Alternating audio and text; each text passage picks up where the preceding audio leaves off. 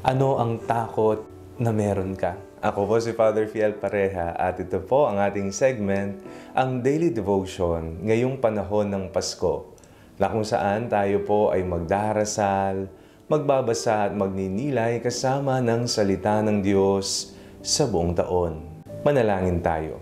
Sa ngalan ng Ama, ng Anak at ng Espiritu Santo. Amen. Halina, banal na Espiritu, liwanagan mo ang aming puso at isip nang maunawaan at may sa buhay namin ang iyong salita. Amen. Our Bible passage for today is from the Gospel of St. Luke, chapter 1, verses 26 to 38, and I read it for you. In the 6th month, the angel Gabriel was sent by God to a town in Galilee called Nazareth, to a virgin engaged to a man whose name was Joseph of the house of David. The virgin's name was Mary, and he came to her and said, "Greetings, favored one, the Lord is with you." But she was much perplexed by his words and pondered what sort of greeting this might be.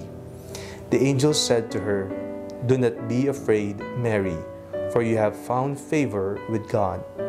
And now you will conceive in your womb and bear a son, and you will name him Jesus.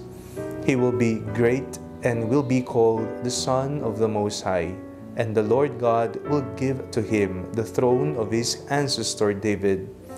He will reign over the house of Jacob forever, and of his kingdom there will be no end."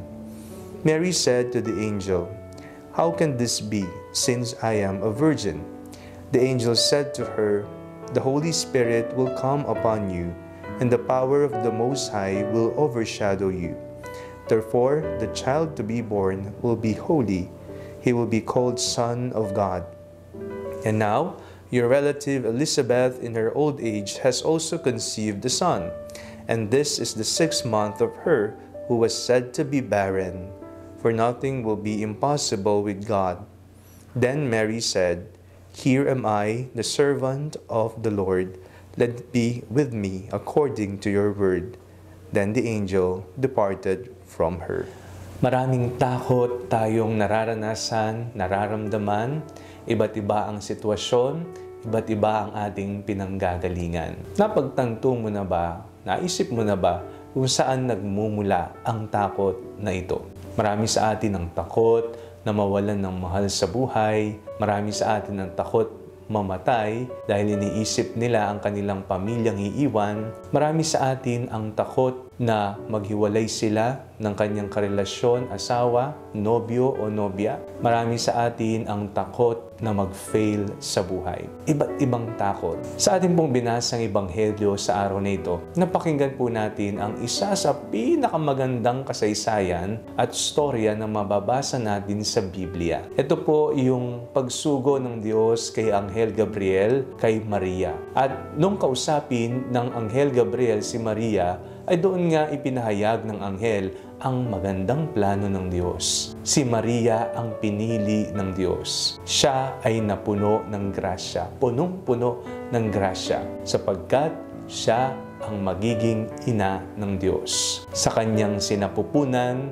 doon sa 9 na buwan, mamamalagi ang anak ng Diyos at siya ang magluluwal kay Jesus. Pero isang reaksyon na napaka-normal ang naramdaman ni Maria. Merong takot sapagkat sinabi ng anghel, "O Maria, huwag kang matakot sapagkat ang banal na Espiritu ay bababa sa iyo." Napakaganda ng papel na ginampanan ng Birheng Maria sapagkat siya ang pinili ng Diyos. Inihanda ng Panginoon ang Birheng Maria. So hindi lamang po on the spot na sinabi ng anghel na, "O yan, itong magiging plano." Ngunit bago pa man isinilang si Maria, sa sinapupunan pa ng kanyang ina na si Santa Ana, ay doon nangyayari na.